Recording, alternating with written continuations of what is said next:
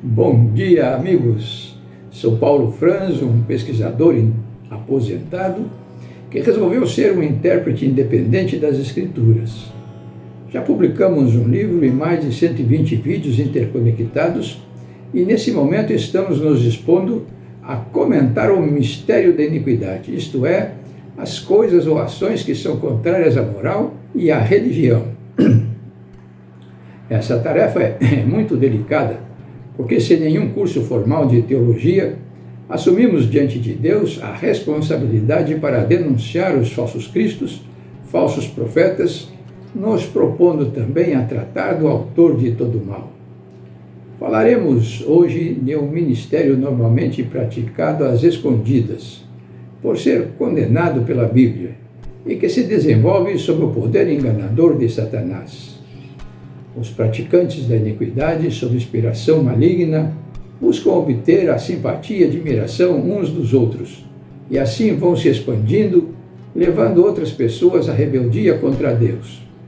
Essa novela não é nova, mas a situação se degenerou tanto nesses últimos anos, exatamente como foi profetizado por Jesus em Mateus 24, versículo 12. E por se multiplicar a iniquidade, o amor se esfriará de quase todos. Sim, amigos, não é difícil perceber que a iniquidade vem avançando como praga em nossa geração, revelando claramente que o Senhor já está retirando suas restrições à mesma, permitindo que o amor esfrie e o mundo deslize para o seu final profético. O homem vem sendo enganado desde o Éden, sem perceber que Deus ainda o está procurando da mesma forma como em Deuteronômio 5, versículo 29, na linguagem de hoje. Seria bom se eles sempre pensassem assim e me respeitassem e sempre obedecessem a todos os meus mandamentos. Assim tudo daria certo para eles e para os seus descendentes para sempre. Esse texto nos revela que o Senhor Jeová não interfere no livre-arbítrio das pessoas, mas informa as verdades fundamentais sobre o futuro de quem se dedica a evitar o mal. Mas hoje, a aglomeração populacional nas grandes cidades, amontoada em cortiços decorrentes do tardio processo de industrialização, tem elevado exponencialmente o crime, enchendo as cidades de violência e aflição, com tendências inexoráveis de agravamento, cumprindo assim as profecias do Mestre.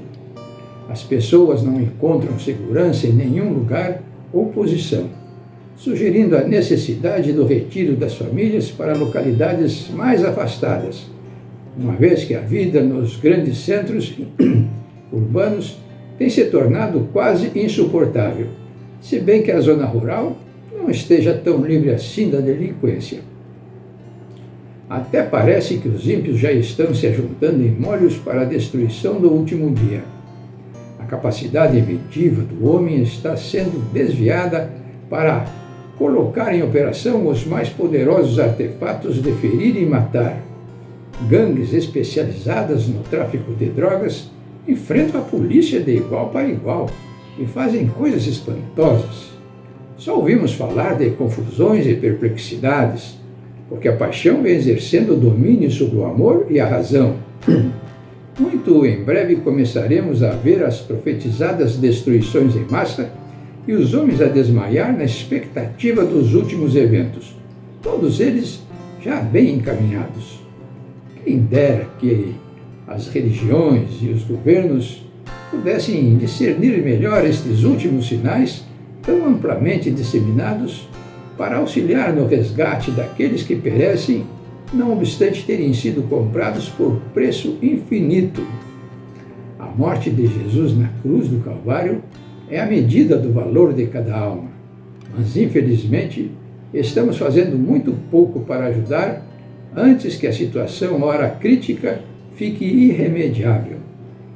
Quanto à corrupção moral, ou seja, a sodomia dos últimos dias, diz Lucas 17, 28 a 30. O mesmo aconteceu nos dias de Ló. Comiam, bebiam, compravam, vendiam, plantavam e edificavam. Mas no dia em que Ló saiu de Sodoma, choveu do céu fogo e enxofre e destruiu a todos. Assim será no dia em que o Filho do Homem se manifestar. Ora, só não enxerga quem não quer ver que os habitantes deste mundo estão atingindo o seu ponto mais degradante. Parece que estamos vivendo no esgoto da história humana, quando a Terra inteira se encaminha para se transformar, quase que repentinamente, numa bola de fogo, logo após o resgate dos que serão salvos por Jesus, conforme 2 Pedro 3, verso 7. Ora, os céus que agora existem e a terra pela mesma palavra têm sido entesourados para o dia do juízo e destruição dos homens ímpios. Os grandes e sucessivos incêndios que vêm ocorrendo na natureza deviam despertar os habitantes deste mundo, pois não deixam de ilustrar o local onde se dará o seu trágico final, conforme 2 Pedro 3, versículo 10.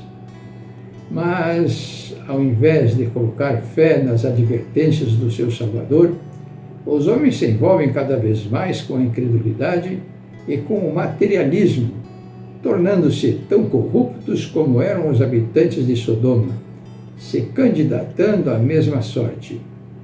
A imoralidade, alavancada pela mídia, se expande desenfreada. O homossexualismo, um desvio de conduta que há pouco era considerado como vergonhoso pelas famílias, vem sendo exaltado e até defendido por lei. As estatísticas atuais informam que cerca de 1/3 da juventude está comprometida com este vício condenado por Deus. A situação é tão cruel que o ensino sobre esse desvio de conduta já vinha sendo programado para crianças de 5 a 11 anos nas escolas públicas de São Paulo. O que a Secretaria do Estado de Educação do Estado deveria encomendar eram cartilhas educativas contendo extratos bíblicos que previnem contra esse dano moral denunciado em Romanos 1, 26 e 27, como segue. Por causa disso os entregou Deus às paixões infames, porque até as mulheres mudaram o modo natural de suas relações íntimas por outro contrário à natureza. Semelhantemente, os homens, também deixando o contato natural da mulher, se inflamaram mutuamente em sua sensualidade, cometendo torpeza homens com homens e recebendo em si mesmos a merecida punição do seu erro. A profecia bíblica ainda vai além, predizendo a institucionalização deste mal, da forma como já vem acontecendo em muitos lugares. Vamos ao texto de Romanos 1,32. Ora, conhecendo eles a sentença de Deus, de que são passíveis de morte os que tais coisas praticam, não somente as fazem, mas também aprovam os que assim procedem. Defendido pela sociedade atual, o homossexualismo, um pecado típico de Sodoma, vem se infiltrando nas instituições e até virando moda. Os seus adeptos já se acariciam em público, à plena luz do dia, porque são amparados por leis a respeito das quais nos conscientizamos somente depois de sancionadas. Políticos pouco escrupulosos, pressionados por milhares e até por milhões de simpatizantes do movimento gay, que desfilam pelas avenidas reivindicando seus direitos, acabam protegendo e exaltando o que antes era considerado torpe e indesejável. No Brasil, o casamento gay já é uma realidade. Em 2015 foram 5.614 casamentos de pessoas do mesmo sexo, 15,7% a mais do que em 2014. As novelas de televisão vêm expondo essa prática condenada pela Bíblia como algo natural, fazendo parecer que a falta de pudor seja uma virtude de tal forma que aqueles que não estão de acordo com esta modernidade sejam taxados de homofóbicos, podendo ser enquadrados judicialmente. Assim, a falta de conhecimento das Escrituras, de par com a multiplicação da impiedade, vem gerando cada vez mais iniquidade. porque o transgressor já não se envergonha mais de sua falta de pudor. Os usuários da maconha e de outras drogas, que antes se esgueiravam pelos becos, se mostram em passeatas pelas ruas, defendendo seus direitos, fazendo manifestações até nas universidades, onde passam a ideia de que o não viciado não passa de alguém que se opõe ao progresso. A iniquidade alavancada pela revolução sodomita está elevando às nuvens os casos de adultério e de fornicação, até mesmo nos meios evangélicos, exatamente como previsto em 2 Timóteo 3, de 1 a 7. Nos últimos dias sobrevirão tempos difíceis, pois os homens serão mais amigos dos prazeres que amigos de Deus, tendo forma de piedade, negando-lhe, entretanto, o poder. Foge também destes, pois entre estes se encontram os que penetram sorrateiramente nas casas e conseguem cativar mulherinhas sobrecarregadas de pecados, conduzidas de várias paixões. Como subproduto da imoralidade e da ampliação descontrolada do uso das drogas, multiplicam seus crimes passionais, precipitando a humanidade para o seu trágico final.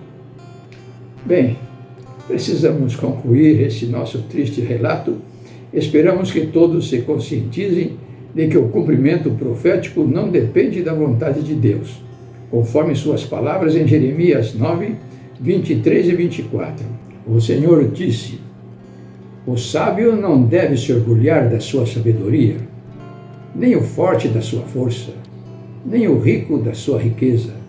Se alguém quiser se orgulhar, que se orgulhe de me conhecer e de me entender, porque eu, o Senhor, sou Deus de amor e faço o que é justo e direito no mundo.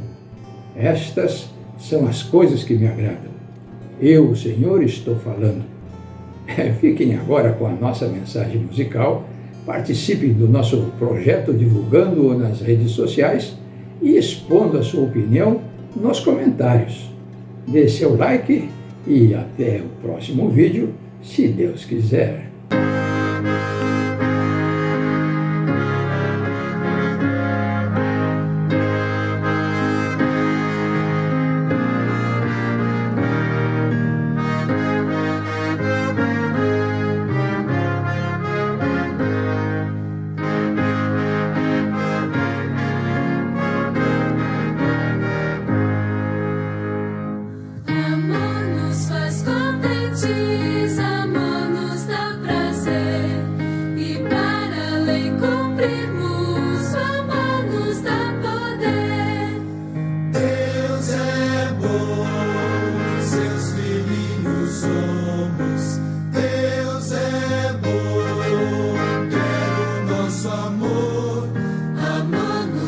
Contentes, amor nos dá prazer, e para além cumprirmos, amor nos dá poder.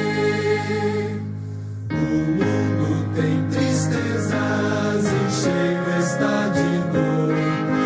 Depressa, pois busquemos, perdidos ao Senhor.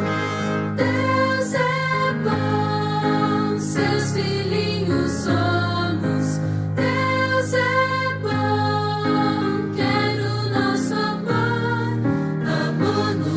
Contentes, amor nos dá prazer, e para além cumprirmos, amor nos dá poder. E quando enfim a vida de luta se acabar, no céu também iremos ao nosso Deus louvar. Deus é bom, seus filhinhos somos. Deus é bom, quer o nosso amor. Amor nos faz contentes, amor nos dá prazer. E